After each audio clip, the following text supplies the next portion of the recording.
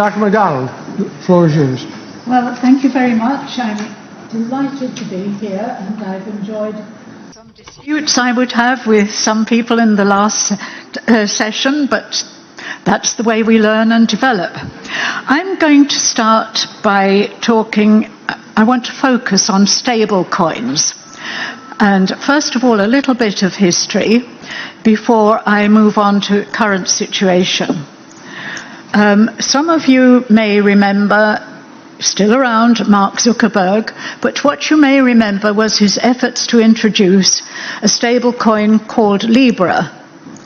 And what he wanted to do was to set that not against one currency, but a basket of currencies, which immediately raised the question, well, who's to judge the value of Libra against a basket of currencies as opposed to the much more simple exchanges that most of us are used to? Why was he seeking to do this? Zuckerberg told us this was all around the issue of remittances, which is, of course, from families living in better off countries, sending money back to their relatives at home very often, and wanted to send it quickly and safely.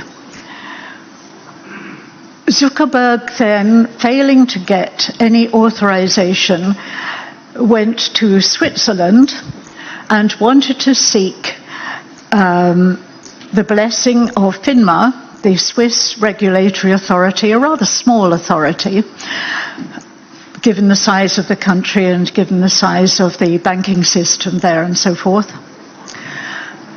But I watched with interest because I knew that with 20 central bank governors advising FINMA that Libra was never going to take off. Okay, so why should remittances just be left in the hands of a stable coin company such as Zuckerberg's? Well, I would say no, but there are two issues that countries have to take on board. First of all, for the UK for a long time, and the EU as well, we have had access to the banking system through a basic bank account. People who really don't earn very much money and whose money would be into a bank account 1 month or 1 week, and all of it would go out on all of their commitments at the end of that month. So a basic bank account, but served as a means for keeping your money in a safe place and the possibility of transferring that money. What was needed was quicker, safer, simpler payment systems, and they came into being in the UK, in the EU, and America is moving forward. I say moving forward now because they were behind the trajectory that was needed to transfer money quickly and safely. So the whole argument for a stable coin from Zuckerberg's point of view disappeared, and I think that's one of the reasons why Libra disappeared. Okay, I am now just going to ask a fundamental question about a stable coin. Why do you want to buy a stable coin? A dollar stable coin. Here you are, you're in the US. Why do you want to buy one? Because that is supposed to be fully redeemable against the US dollar. Whether it always achieves that or whether you can be certain of that is another matter. It depends on its reserves, and I'll come on to that in a few moments. But I just want to make the point that the first step in aiding people who have very little money is to make sure that they do have access to banking for the security of their money, and to make sure that transfers are simple, easy and straightforward for them. One of the payment services I looked at in the UK, I went to their website, I could see exactly how much the person was going to try to send to another country. Centrally, I could see the exchange rate. And then I could see exactly how much the person who was sending money from A to B, how much B would get. Simple, straightforward, all there on the website, and you could read it and have that assurance. Because those sort of payment systems are regulated in pretty well every country, and a country without a regulation of a basic bank account needs to introduce it. So that, I think, defeated the need. And the reason why I pose the question is, of course, nobody gives you a stable coin for nothing. So you've got your dollars, but people are going to charge you to change it into a stable coin, charge for the transfer, and the turning your dollar stable coin back into US dollars or whatever other you wanted would have to be paid for at the other end. And then, of course, there's the use of blockchain. Blockchain is becoming, it was already a slowish method because you had to have what were originally called nodes. Nodes really mean computers.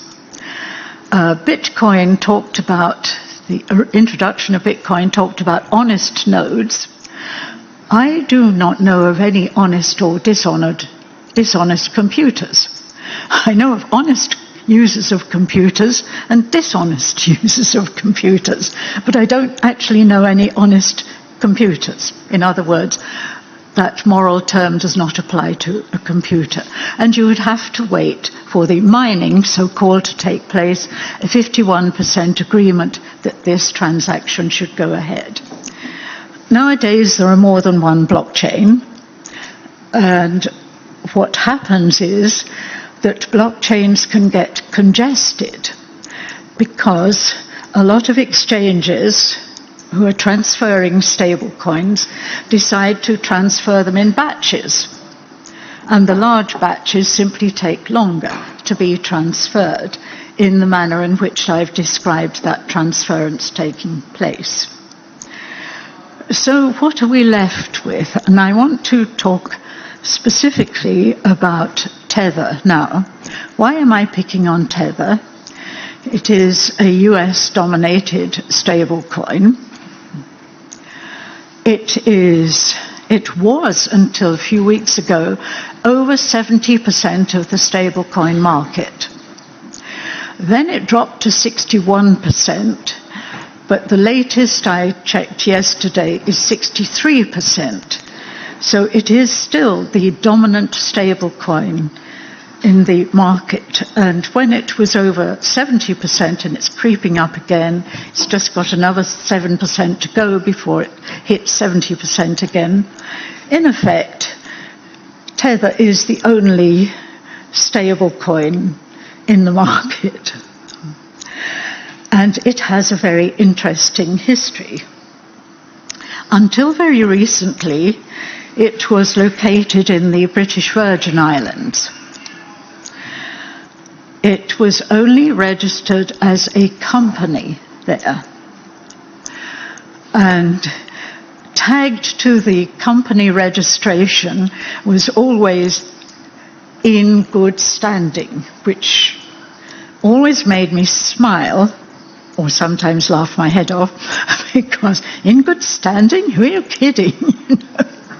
So, never registered. It was supposed to register last year when the virtual asset payment service legislation took effect. It was supposed to register by July last year. It did not register at all in the British Virgin Islands. I have to say, because it was a British protectorate, so I'm sorry to say that that was so corrupt that the government had to be replaced. It should have been taken under direct rule by the British Parliament, but Liz Truss, the short-lived Prime Minister, whom you may remember, refused to do that, and then the matter sort of got lost. But sadly, corruption prevailed in the British Virgin Islands, so I was not very surprised that it did not make it to be registered under the British Virgin Islands Financial Services Commission. However, it has now moved to El Salvador, and it falls under El Salvador's adoption of BASP, the relevant legislation. Now, some of you might have heard that this young new president of El Salvador wanted to make Bitcoin the currency of the country. He introduced that. That experiment, after 4 years, has just collapsed. And of course, El Salvador was one of many dollar-dominated countries, US dollar-dominated countries, and I suppose he wanted to move away from dependence on the US dollar in El Salvador. But the company has moved, and it is now headquartered in El Salvador and falls under El Salvador's Financial Regulation Commission. Make of that what you will. Until very recently, Tether never issued any audited bank accounts whatsoever. Instead, it had a quarterly attestation which simply said that it had the reserves in US treasuries sufficient to back its US dollar dependence. Whether or not it had that, I do not know. Its treasuries were managed by Cantor Fitzgerald, whose CEO is now Commerce Secretary in the US administration, and there's a new CEO of it. But its audited accounts are with BDO in Milan, with the same senior partner who used to verify its attestation that it had sufficient dollar reserves. He's the chief signatory, I noticed. It would be interesting to read the audited reports and to examine those audits. Very interesting, I suspect. Why am I going on about Tether? Partly because of its dominance, and partly because of its use. It uses blockchain in the same way as Bitcoin and others have used blockchain. In other words, you have your private key and your public key. So A sends money to B. You know that that transaction has taken place, but what you don't know is who is A and who is B. And that is going to be the problem always with a stable coin. You're not sure that there's sufficient backing, and it's difficult for you to ensure that, whether there's sufficient backing in terms of US treasuries, if it's a US stable coin. You're not sure whether there's sufficient there to ensure that that takes place. You are not, as a user of Tether, you're not as a user told how you are going to redeem Tethers and how much it's going to cost you.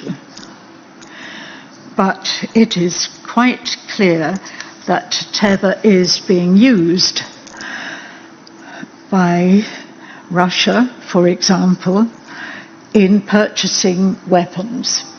So once again, you don't know who is selling the weapons and who exactly in Russia is benefiting from that purchase. So the problem with stablecoins is their misuse. How are we going to deal with the Tethers of this world? It's changed its blockchain. It is now using the blockchain called Tron, T-R-O-N, which is headed up by Justin Sun, who is the owner of that particular blockchain, and who apparently resides in Geneva in Switzerland. So that's the blockchain that's being used. They change blockchains. There's more than one in existence, because some blockchains are speedier than others because they're not going to be so heavily used. So what can we do about it? You know, I'm thinking about this. And of course, FATFI does already require, under its travel rule, that you should know who A is, who's sending money to B, and how much they're sending. Because, of course, some companies have limits on transactions of their own currencies to other countries. So I think that the best way of dealing with these is to actually make sure that they don't only adopt VASP, but you want to see that the travel rule is really, really enforced. And if you enforce that, then the value of stable coins like Tether will diminish, in my view, because the point is anonymity of the transfer. And if you can undo that anonymity, and coupled with what I suggested earlier, proper basic bank accounts in whatever country has those or can reintroduce them, then banks, who of course a basic bank account is not going to bring them any money, it might actually be a loser for them, but they're properly regulated. They do fail regulations from time to time, but you do give an opportunity for people for safe transfer of goods. Let me just give you another example from someone who was working for me as a builder. And one day I was setting off with a large handbag. And he said to me, "Oonagh, why are you taking a large handbag?" I said, "Well, why wouldn't I?" El Salvador. If you took a large handbag out with you, that meant that you were carrying a lot of cash. And you would be lucky if you were able to take that cash to wherever you wanted it to be taken. That's what most people in El Salvador had to resort to, carrying cash around, because no banking system was available to them for safe conduct and security of their supply. So let's bear that in mind and really go after stable coins with transparency, which everyone should be obliged to do. Thank you, Dr. McDonald. Well said.